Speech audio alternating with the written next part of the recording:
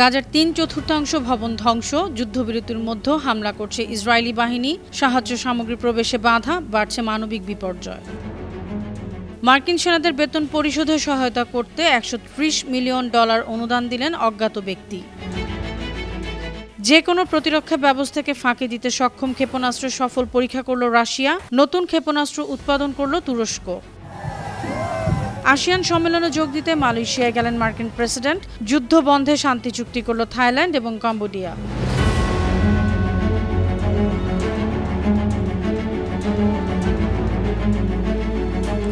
শুনছিলেন সংবাদ শিরোনাম। সবাইকে স্বাগত জানাচ্ছি বিশ্বজুড়ে প্রতিদিনে বিশ্বের বিভিন্ন প্রান্তের সব শেষ তথ্য জানাতে আপনাদের সঙ্গে আছি আমি অনন্যা চৌধুরী।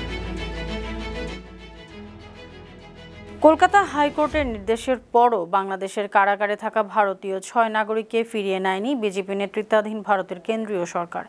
এ কারণে আদালত অবমাননার অভিযোগে তীব্র আন্দোলনের হুমকি দিয়েছে পশ্চিমবঙ্গে ক্ষমতাসীন তৃণমূল কংগ্রেস। গেল 26 সেপ্টেম্বর কলকাতা হাইকোর্ট 4 সপ্তাহের মধ্যে তাদের ফিরিয়ে নিতে বলেছিলেন। পশ্চিমবঙ্গের সমাজসেবা মন্ত্রী শশী পাঞ্জা শুক্রবার বলেছেন, কেন্দ্রীয় সরকার হাইকোর্টের নির্দেশ অমান্য করেছে। উল্লেখ্য, ভারতীয় নাগরিক কলকাতার বীরভূমের এসব বাসিন্দাকে জোরপূর্বক বাংলাদেশে পাঠিয়ে দিয়েছিল ভারতীয় বাহিনী। পাকিস্তানের প্রতিরক্ষা মন্ত্রী খাজা মোহাম্মদ আসিফ বলেছেন, ইস্তাম্বুলে শান্তি আলোচনা ব্যর্থ হলে আফগানিস্তানের সঙ্গে যুদ্ধ শুরু হতে পারে। তিনি বলেছেন, চুক্তি না হলে খোলা যুদ্ধ হবে। তবে তিনি আশাবাদ জানিয়েছেন, আফগানিস্তান শান্তি চায়। শনিবার তুরস্কের ইস্তাম্বুলে এ বৈঠক শুরু হবে, চলবে রোববার পর্যন্ত। সম্প্রতি প্রাণঘাতী সীমান্ত সংঘর্ষের পর দুই দেশ যুদ্ধবিরতিতে রাজি হয়। দোহা চুক্তির ওই যুদ্ধবিরতি দীর্ঘমেয়াদে কার্যকর রাখতে তুরস্কের ইস্তাম্বুলে আলোচনা হচ্ছে। যুদ্ধবিরতির মধ্যেও গাজায় নতুন হামলা চালিয়েছে ইসরায়েলি বাহিনী। শনিবার ইসরায়েলি বাহিনী প্রেস সার্ভিস স্বীকার করেছে, নুসেরাতে ইসলামিক জিহাদ সংগঠনের এক সদস্যকে লক্ষ্য করে হামলা চালানো হয়েছে। ওই ব্যক্তি ইসরায়েলি সেনাদের উপর হামলার পরিকল্পনা করছিলেন। হামলা প্রতিহত করাই ছিল তাদের লক্ষ্য। গাজা সংকট নিরসনে যুক্তরাষ্ট্রের মধ্যস্থতায় 29 সেপ্টেম্বর হোয়াইট হাউস একটি 20 দফা শান্তি পরিকল্পনা ঘোষণা করে। এদিকে গাজায় মানবিক বিপর্যয় আরও বাড়ছে। শনিবার জাতিসংঘের ফিলিস্তিনি শরণার্থী বিষয়ক সংস্থা জানিয়েছে, গাজায় শীত ঘনিয়ে আসছে। সেখানকার বাস্তুচ্যুত মানুষের আশ্রয় ও উষ্ণতার জরুরি প্রয়োজন। কিন্তু শরণার্থীদের জন্য পাঠানো সামগ্রী জর্ডান ও মিশরের গুদামে আটকে আছে। ইসরায়েলের বাধার কারণে গাজায় প্রবেশ করতে পারছে না। গেল বৃহস্পতিবার ইসরায়েলের সরকারি সম্প্রচার মাধ্যম কান জানিয়েছে, আন্তর্জাতিক আদালতের নির্দেশের পরও ইসরায়েল গাজায় ত্রাণ প্রবেশে অনুমতি দিতে চায় না। 2 বছরের যুদ্ধের পর ফিলিস্তিনের অবরুদ্ধ গাজা শহরের 3/4 ভবন ধ্বংস হয়ে গেছে। অঞ্চলটি 61 মিলিয়ন টনেরও বেশি ধ্বংসাবশেষের নিচে চাপা পড়ে আছে। জাতিসংঘ পরিবেশ কর্মসূচি প্রকাশিত এক মূল্যায়নে শনিবার এ তথ্য জানা গেছে। সংস্থাটির প্রতিবেদনে বলা হয়েছে, যুদ্ধের প্রথম 5 মাসেই গাজার প্রায় 2/3 ধ্বংস হয়েছিল। জাতিসংঘের স্যাটেলাইট সেন্টার প্রোগ্রামের বিশ্লেষণে দেখা গেছে, ইসরায়েলি বাহিনী গাজায় প্রায় 1,93,000 ভবন ধ্বংস করেছে। মার্কিন সরকারের কার্যক্রম স্থবির বা শাটডাউন থাকায় সেনাদের বেতন পরিশোধে সহায়তা করতে অজ্ঞাত একজন দাতা পেন্টাগনকে $130 মিলিয়ন অনুদান দিয়েছেন। এই অর্থ প্রায় 13,20,000 আমেরিকান সেনা সদস্যের বেতন ঘাটতি পূরণে সাহায্য করবে, এমনটি জানিয়েছেন মার্কিন প্রেসিডেন্ট ডোনাল্ড ট্রাম্প। তবে এই অনুদান নিয়ে সমালোচকেরা নৈতিকতার প্রশ্ন তুলেছেন। প্রেসিডেন্ট ট্রাম্প শনিবার দাতার পরিচয় সম্পর্কে সামান্য ইঙ্গিত দিয়েছেন। বলেছেন, তিনি তার বড় সমর্থক, একজন মার্কিন নাগরিক, দেশপ্রেমিক ও তিনি প্রচারণা চান না।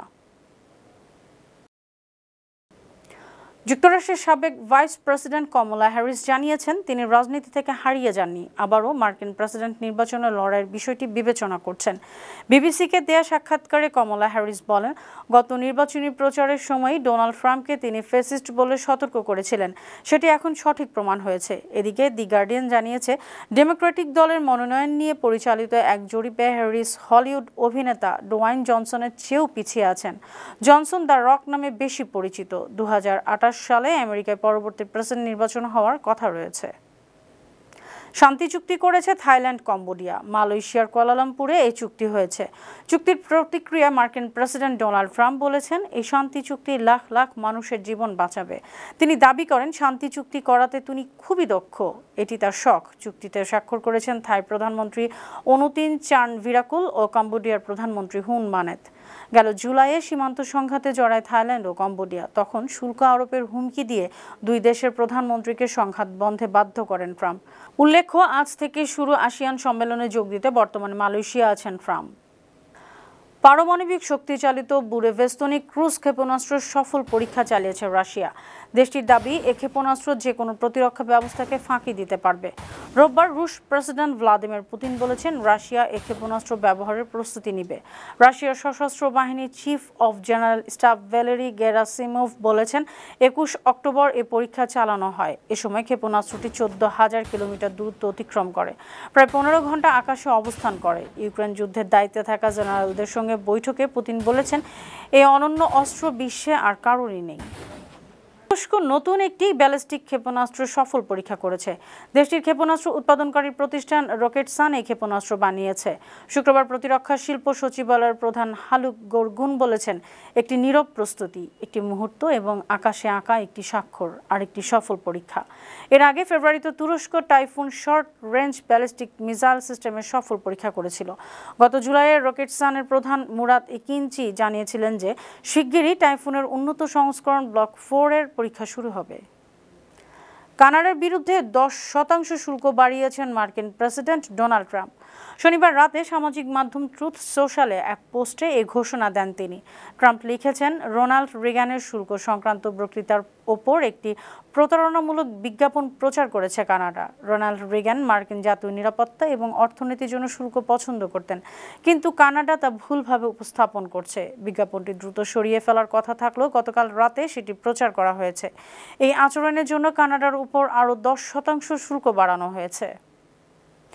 ডেমোক্রেটিক দলের মেয়র প্রার্থী জোহরান মামদানির ধর্মীয় পরিচয় সামনে আনছেন প্রতিপক্ষরা। তারা 9/11-এর বিমান হামলার কথাও উল্লেখ করছেন। তবে মামদানি বলেছেন, এসব আলোচনা বর্ণবাদী ভিত্তিহীন। গেল শুক্রবার ব্রঙ্কস এলাকার একটি মসজিদের বাইরে দাঁড়িয়ে মামদানি বিরোধীদের সমালোচনা করেন। তিনি বলেন, তারা ঘৃণাকে সামনে নিয়ে আসছেন। এই ইসলাম ভীতি শুধু তাকে না, নিউ ইয়র্কের প্রায় 10 লাখ মুসলমানের আবেগে আঘাত করছে। আগামী 4 নভেম্বর মেয়র নির্বাচন হওয়ার কথা। গতকাল শনিবার আগাম ভোট শুরু হয়েছে, চলবে 2 নভেম্বর পর্যন্ত। ফ্রান্সের বিখ্যাত লুভর জাদুঘরে চুরির দায়ে সন্দেহভাজন দুজনকে আটক করেছে দেশটির আইনশৃঙ্খলা বাহিনী। কর্মকর্তারা ধারণা করছেন, এই দুজন মূল্যবান অলংকার চোর চক্রের সদস্য। রোববার ফরাসি গণমাধ্যম জানিয়েছে, গ্রেফতারকৃতরা প্যারিসের উপশহর সেইন্ট সঁ-দনির বাসিন্দা। তাদের একজন চার্লস দো গল বিমানবন্দরে ছিলেন। দুজনের বয়স 30-এর কাছাকাছি। তাদের শনিবার স্থানীয় সময় সন্ধ্যায় আটক করা হয়। লুভর জাদুঘরে চুরি হয় গেল রোববার। সম্প্রতি ফ্রান্সের এক রেডিওতে সাক্ষাৎকারে দেশটির সরকারি কৌঁসুলি বলেছেন, চুরি হওয়া 8টি অলংকারের আর্থিক মূল্য প্রায় $10 কোটি। সুপ্রিয় দর্শক, এই ছিল আজকের বিশ্বজুড়ে প্রতিদিনের আয়োজনে। দেশ বিদেশের বিভিন্ন খবর নিয়ে আবার আপনাদের সামনে হাজির হব। সে পর্যন্ত ভালো থাকুন, সুস্থ থাকুন, বানু টিভির সঙ্গেই থাকুন। ধন্যবাদ।